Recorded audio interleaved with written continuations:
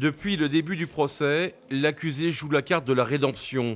Il s'excuse, il est abstinent aujourd'hui. Car selon lui, sa consommation excessive d'alcool serait la cause de tous ses actes.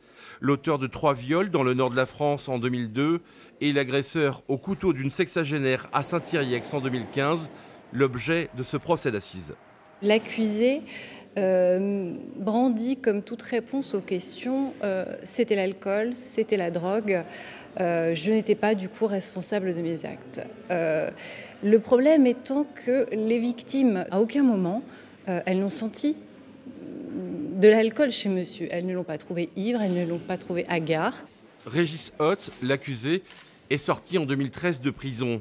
Il est toujours sous le coup d'un suivi socio-judiciaire lorsqu'il commet son agression.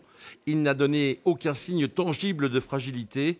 La justice constate même qu'il a un projet professionnel en cours, éleveur caprin, et qu'il vit en couple. C'est toute la difficulté d'une insertion qui est tentée et qui se heurte à des limites, parce qu'avant tout, c'est le propre de la personne qui subit ce suivi socio-judiciaire qui doit adhérer, en l'occurrence qui ne doit pas boire, et malheureusement on sait qu'il est retombé dans ses addictions. L'audition du jour est donc revenue sur l'état de récidive de l'accusé. Le rappel des viols commis à Arras, Saint-Omer et Lille au début des années 2000, puis l'enquête qui concerne les faits de 2015, les détails de l'agression par la partie civile et l'expertise médico-légale qui a conclu à un choc post-traumatique important pour la victime.